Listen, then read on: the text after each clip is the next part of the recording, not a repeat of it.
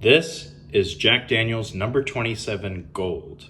Now this was a bottle that was given to me by my best friend a very long time ago, but this is a beautiful package right here. It comes in this nice little gold box and everything, describes what's going on here with the juice in the bottle here. But we'll open it up here. But take a look at that package. I mean, that's just incredible right there. Very elegant. And the bottle right there, ooh, that's super nice there. So we'll open this up and take this out. Just pops right out there. Now, I'm a big Jack Daniel's guy. I'll be very honest with all of y'all. Now, this is something that's kind of different. So this is a finished Jack Daniel's Tennessee whiskey, or bourbon, as we've learned before. So what they do with this is they do the regular Lincoln County process distilling, that whole kind of thing where they charcoal mellow it. But then what they do is after they age it in the new white oak American cask, what they do then is they finish it for 6 to 12 months in a maple wood cask and let it sit there, let's do its thing. And then before they bottle it, they charcoal mellow it again. Kind of like Gentleman Jack or so, but without the maple wood finish on this. So it's a very nice bottle. I mean, this thing is just absolutely gorgeous. For those of you who've tried the Sinatra, this is kind of the same bottle here, except this is 750 milliliters.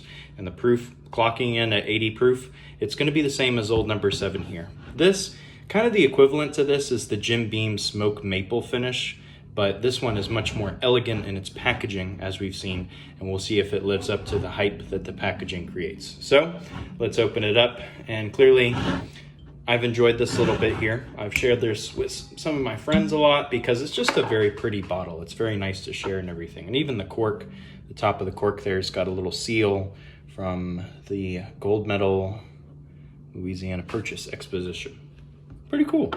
So presentation is on point here for sure. So let's see if it lives up to the hype as we pour out right here. And the color already is looking magnificent here. So let's take a look at this.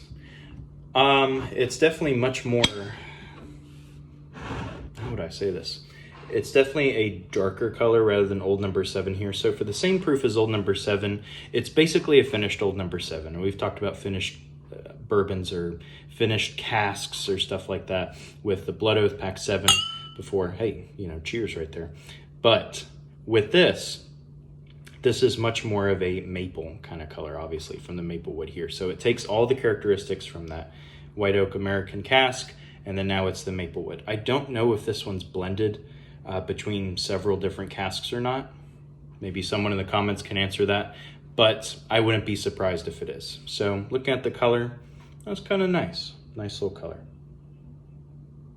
On the nose, it's your typical Jack Daniel's vanilla, kind of the oak that you're gonna get on old number 7, the single barrel, all that stuff, with a little bit of a syrupiness. Kind of think like maple syrup, like you put on your pancakes, that kind of thing. That's what it's going for here. So let's have a little taste here. We drink today because tomorrow we die.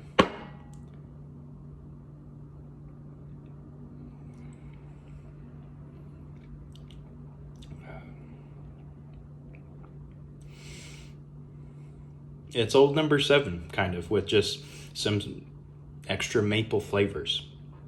That's kind of it. It's very thin going on the back, though.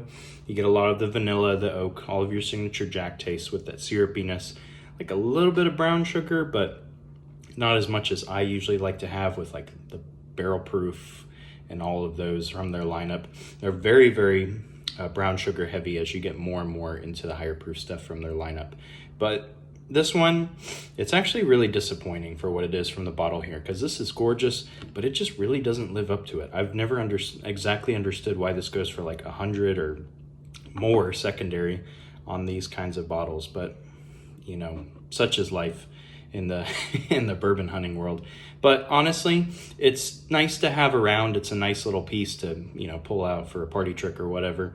But realistically, this is just kind of meh. It's just a finished step above old number 7. So realistically, it's going to be really like a 3.5 out of 10 or so. It's nice to have. It's a good looking bottle, nice presentation, but it doesn't follow through on it. You're better off really buying the single barrel. And if you really want maple stuff, maybe give the Knob Creek Smoked Maple a try. But if you're lucky enough to find this, not a huge deal if you don't pick it up.